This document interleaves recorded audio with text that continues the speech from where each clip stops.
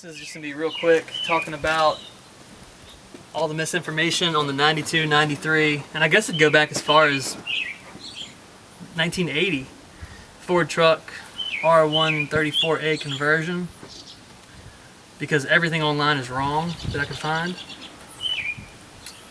First of all, what I would say is don't do the 134a conversion. Go straight up, go on eBay, buy some cans of R12, reseal your system, and run it that way.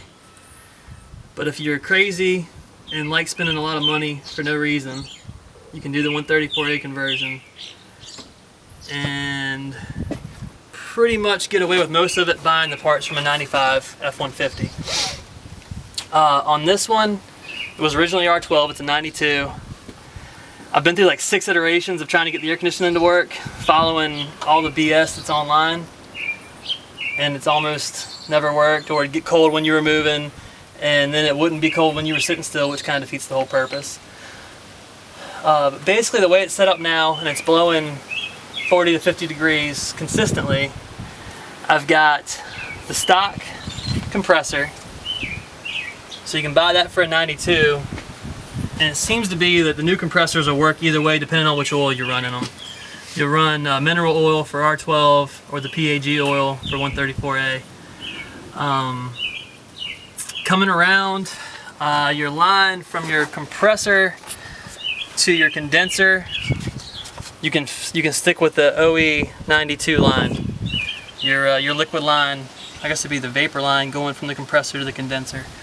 The condenser I originally had the stock 92 condenser, which everyone says, yeah, just run the stock R12 condenser. Yeah, that shit doesn't work. It's way too small. The one that's in there now is the 95 condenser, and it is thicker, has more length, more width, way more coolant capacity. So definitely get the condenser for a 95. Coming from the condenser to the evaporator, I'm running the stock evaporator still. To go to the 95 evaporator, you actually have to change that whole box out or hack yours up, and it just is a shit show, so I didn't want to go that route.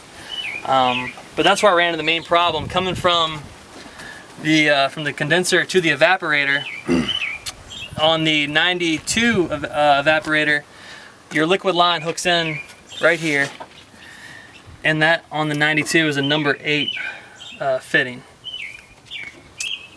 On the 95, it's a number 6 fitting, yeah, it's a number 8 on the 92,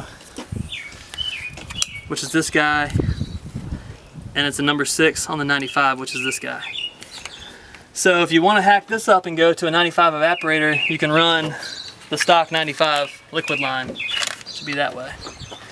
I didn't want to go that route, and the reason why the 95 line won't work, on this side, it's also a number 6 spring lock fitting. On the 92 evaporator, it's a number 8 spring lock fitting. So to get away with doing this, I had this line custom made from a place online called, I think it was coldhose.com. And basically I ran the number 6 hose, which is what the factory 92 line is. A number 6 fitting on the condenser side, and then a number 6 to a number 8 spring lock, which hooks you right into your factory 92 evaporator. I think I said evaporator like 6 times when I was talking about the condenser. The other thing where there's a pile of misinformation is your orifice tube. Everyone goes back and forth online about which orifice tube to use. For a 92, 93, for R12, you want to run the blue one. If you're going to stick with R12, get a new orifice tube, blue. What's in there now is the red one. If you're going 134, get the red orifice tube. I don't care what everybody out there, the armchair warriors, say. Red for R134, blue for R12. And that'll fix a lot of problems right there. But then going past that, you come out into your accumulator dryer. This is the 95 model, and you have to go to the 95 model.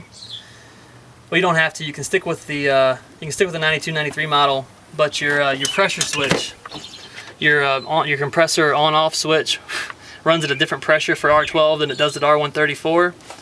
And I've read there's a way you can take the R12 one, pull it apart, turn the screw, and adjust it. Again, I didn't want to go that route.